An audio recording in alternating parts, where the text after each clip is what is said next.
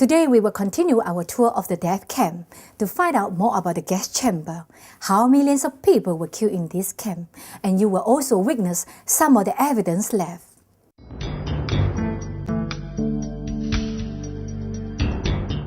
The complex stretches over a vast area. It is divided into the administration center, the work camp, and the extermination camp. The guide has now brought us to Auschwitz-Birkenau, the extermination camp. Now let's hear about the procedures that took place before people were sent into the gas chamber.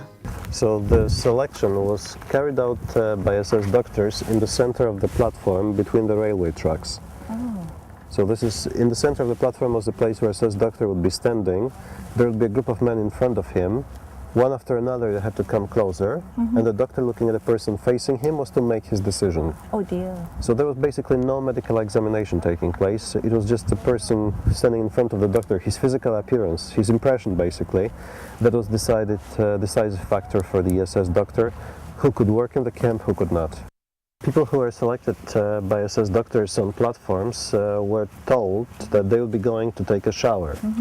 Of course, if you want to take a shower, you have to take off your clothes. So the first room to which they were taken was an undressing room. As you can see now, these people walked towards this place, following signs to the shower, to disinfection, and they walked this way.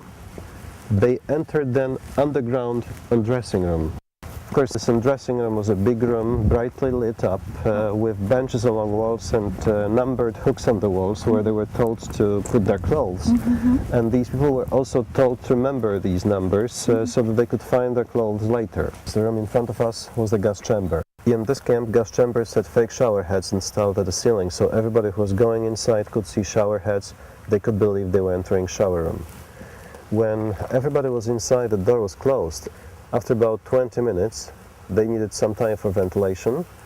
Then the bodies of them were taken to the crematorium level. It was the last part of the building, the only one above the ground. Finally, the bodies were burned in furnaces. The gas chamber itself was 30 meters long, 7 meters wide, so 210 square meters for the gas chamber. It was a space which was usually used for about 1,000–1,500 people. Poland was home to the largest Jewish population in Europe. From spring 1942 until fall 1944, Jews from all over Nazi-occupied Europe were delivered by train to the camp's gas chambers. Millions died on the camps. A record of 1.1 million people were killed in the gas chamber in Auschwitz-Birkenau, 90% of them Jews. Other deaths were caused by systematic starvation, individual executions, and so-called medical experiments. Camps were built where most of the intended victims lived and were kept in secrecy from German citizens and the Allies. The main gas chamber and crematorium at Auschwitz-Birkenau were destroyed, but most of the other buildings, including living quarters, are still intact. The word Arbeit, work, Macht, makes, frei, free. The whole statement was used in several concentration camps, not only Auschwitz. What is most important, it was also used in the first concentration camp created in Germany in 1933, Dachau. So the whole word the whole sentence became a symbol of the Nazi concentration camp system.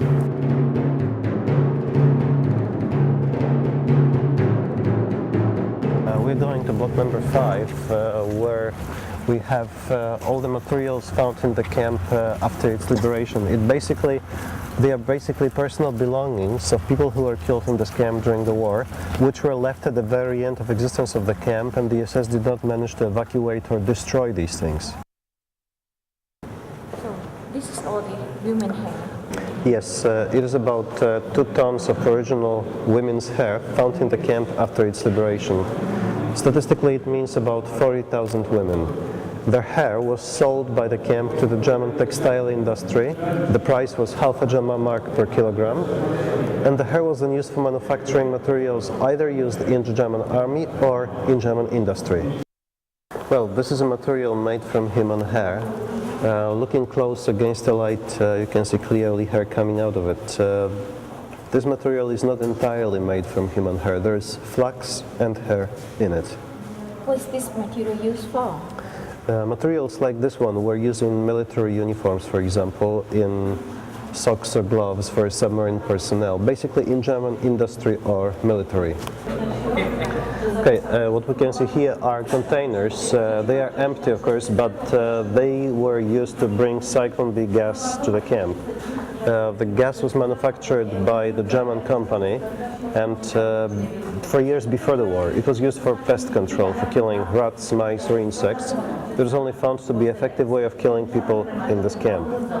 So they started using this poison then for mass extermination of Jews in gas chambers. Okay, what we can see here is a handful of eyeglasses destroyed in the fire in one of the barracks, which the SS tried to burn when they left the camp. They tried to destroy everything, all the personal belongings which they could not evacuate. Imagine finding something that belonged to someone in your family here. Of course, what we can see here is tens of thousands of shoes which were found in the camp after its liberation. In comparison to the total number of victims of the camp, about 1.5 million, it is nothing, but it still gives some impression about the number of victims of the camp. I get a strange hollow feeling of looking at the personal items which I treasure myself. The Nazis tried to remove all evidences of people who were killed in the camps. These personal belongings, which they did not manage to destroy, provide an indication of the number of people who perished here.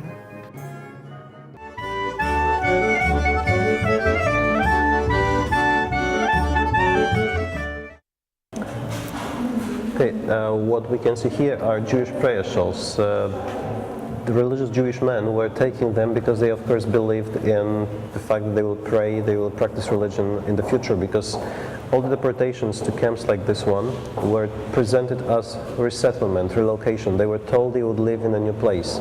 So they were taking things which they considered most important for normal life. And of course, this is evidence that they had no idea what was going to happen. The atmosphere is cold, in fact very depressing. After gassings, men from the special department removed the bodies, extracted gold teeth, bridges and crowns before burning. Men from the special department were actually prisoners themselves who eventually suffered the same fate either in the gas chamber or elsewhere. There were other methods of execution on the camp, and evidences of the instruments used can still be found. There is also a smaller gas chamber here. Right, we are now in front of the entrance to the crematorium and the gas chamber. The building itself was built before the war. The SS used this building, which existed, for the crematorium. They simply hired a private company to build furnaces inside one of the rooms. So we are right now in the gas chamber. There were square holes like that one in the roof. They used them to put Cyclone B inside. The whole gassing took about half an hour, another half an hour, 40 minutes for ventilation of this place. And then Sonderkommando prisoners could begin their work. They had to take bodies from here and burn them in the furnaces in the crematorium in the next room. What we can see here is the platform which was used to put bodies inside the furnace. 2 or 3 bodies were placed on the platform. The whole trolley was pushed into the furnace. This was used to keep bodies in the furnace. The platform was removed, the door of the furnace was shut, was closed, and the bodies were burning. And what about this small door? The small door was used to take ashes out of the furnace. When the bodies burned, ashes went down, and they were taken out of the furnace through this door.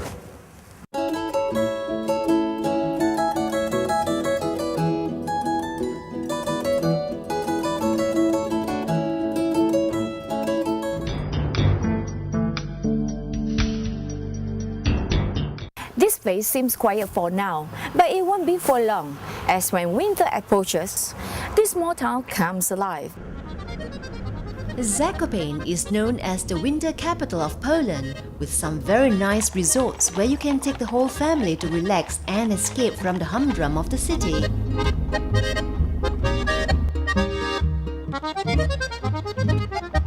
Great place to work out too, as there will be many winter sports activities. Or you can take lovely long walks in the cool mountain air surrounded in lush green. Zakopane lies in the southern part of the Poland region, at the feet of the Tatra Mountains, and occupy an area of 750 kilometers. They are the only alpine mountain range in the whole 1,200 kilometers of the Carpathian Mountains. The shops at the bazaar here seem endless. For those who have forgotten to bring their winter gear, do not despair, as the stores have everything you need: shoes, scarves, gloves, and jackets of various thickness and designs. You can actually get prepared here before starting out on your activities at this winter resort.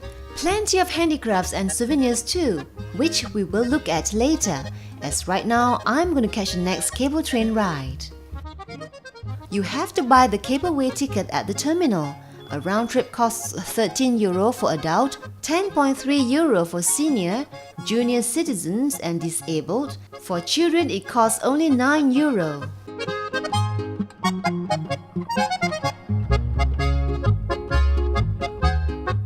Do you have a fear for heights? Going up in the cable car can be a bit unnerving, but the breathtaking view soon takes over my feelings of fear. You can see clearly the mountain terrain, the pine trees and everything, just like how they look in the postcards. This is where you get the best view of Zakopane.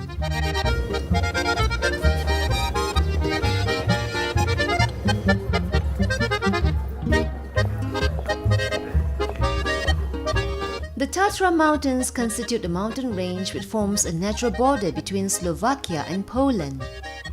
They are the highest mountain range in the Carpathian Mountains, with 25 peaks over 2,500 meters. The highest Tatra peak is 2,655 meters. They are much smaller than the Alps, but they have an alpine landscape. The high mountain character with great accessibility makes them popular with tourists and scientists. Food can be a bit of a problem for vegetarians when traveling to Europe, as the people here prefer meat. So it is advisable to prepare your own food if you are vegetarian. Vegetable? Vegetable? Veggie? Kapusta. Kapusta? In fact, it would be good to bring some food with you on this trip, as you can get easily hungry in the cold weather. I wish I can just sit and stare longer here, but I must catch the last train back to the resort at 5 p.m. It will be getting dark soon and much colder, so make sure you are not late for the last train. You don't want to be left behind.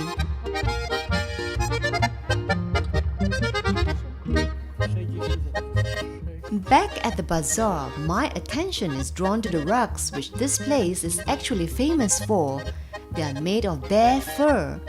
We were told that the bear fur here is among the best you can find. I'm joining the locals for a night of traditional meal and Highland folk music. The ambience is very much Western with antique wood interior. Lively atmosphere and everybody seems to be having a jolly good time. It is hard to be heard above the noise, but nobody seems to speak English anyway, so I'll just sit back and enjoy the music. Great way to unwind.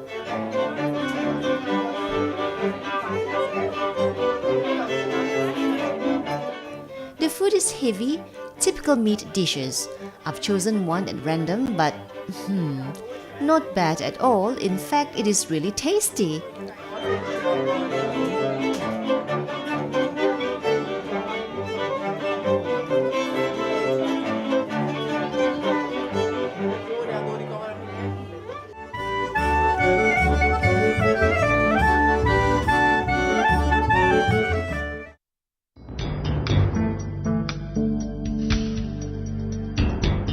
It is not a bad idea to sometimes to travel by yourself, as you will be free to wander and discover some interesting places. This is an old Goral village, Gorals being the tribe found in southern Poland. This must be a farming country as the farms stretch wide. From the farms to the town, things seem to have stood still in time. Most of the houses were built during the 19th century. The town is built around one main street, and its wooden houses mirror each other on the other side. Ever heard of the Witzkiewicz Zakopane style? Well, he was inspired by this architectural style. There are some chunky wooden houses that remind you of your childhood fairy tales. It seems that the stone Gothic church is the only building that is relatively new. It replaced the older one in the mid-19th century. Besides its architecture, the village is also famous for its role in the doomed uprising of the 1846 against the Austrians. The atmosphere is very folklore. Most people were dressed in an old-fashioned style. I've been told that there was going to be a special festival at the church. The ceremony seems to be held in full traditional style in the open air. It is indeed a great experience to share the activities of these people who seem quite untouched by the outside world. The town is bordered by lush green valleys and forests that stretch for miles.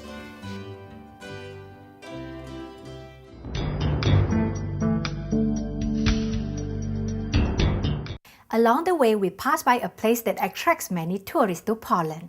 We stop to see one of these castles, which is right in the heart of the national park.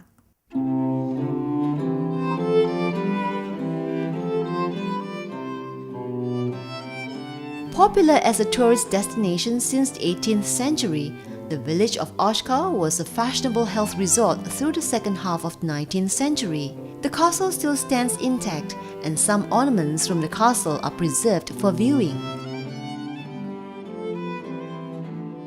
Remember to wear solid walking shoes whenever you walk around a castle like this, as the stone floors and stairs can be hard on your feet.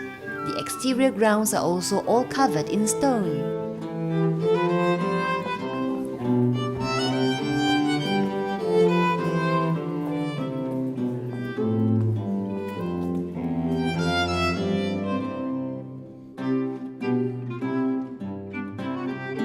The castle overlooks a scenic landscape, and I can see a village from across the lake here. It must be the village of Chokolo.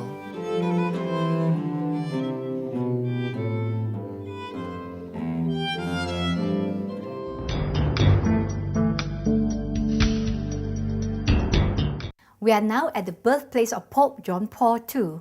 It is a quiet place with a population of about 20,000, but is usually busy with tourists.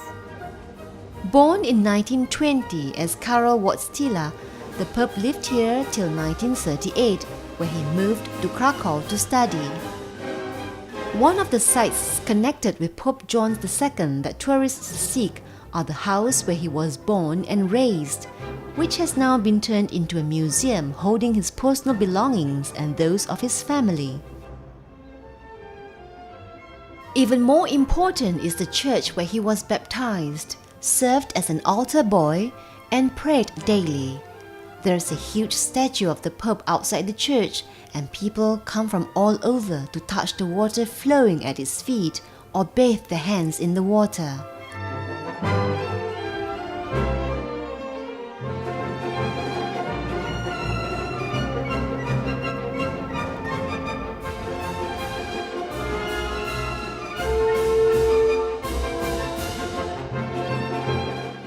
I must be lucky to catch a wedding here and witness another traditional ceremony.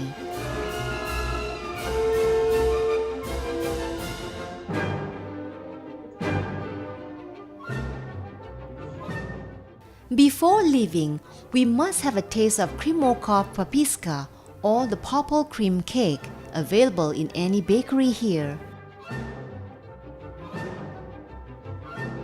It was the Pope's favorite cake during his childhood days. It is a simple cake that uses common ingredients found in every bakery. It is made up of sheets of puff pastry on the top, short crust pastry at the bottom, and very rich golden custard cream inside. Sometimes you can also find puff pastry sheets at the bottom, or just short crust pastry, both top and bottom, and rich with egg yolk. In any case, this one I have chosen is soft, creamy, and not too sweet. It is easy to eat and certainly tastes good. No wonder the Pope likes it. We are now traveling on to Warsaw, the capital city of Poland. There's lots of interesting places to see. So don't be left behind. See you next week. Question 1. Which is the winter capital of Poland? A. Oslo, B. Jammu, C. Zakopane. Question 2. Which mountain did the host visit in Zakopane? A. Trzebikny Hills, B. Tatra Mountain, C. Trzykorony.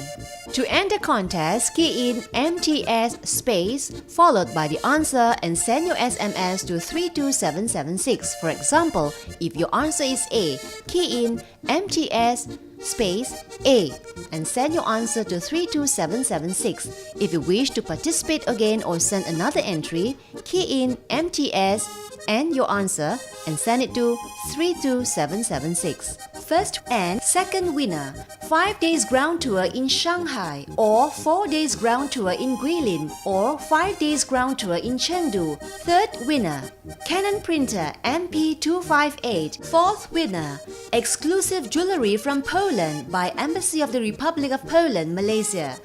And free 1-year subscription of Leisure Travel magazine. The correct answers for last week's episode are: Question 1. The longest river in Poland is C. River Vistula. Question 2. The town Auschwitz-Birkenau, German death camp, is located at C. Auschwitz. You stand a chance to win a grand prize of a 8 days tour in Europe, the ultimate 8-day 6-night New Europe Explorer, Prague, Bratislava, Budapest, Vienna, Salzburg, Innsbruck, Frankfurt, Hosenwanga Village. Grand prize second winner, a Canon digital camera XS200IS.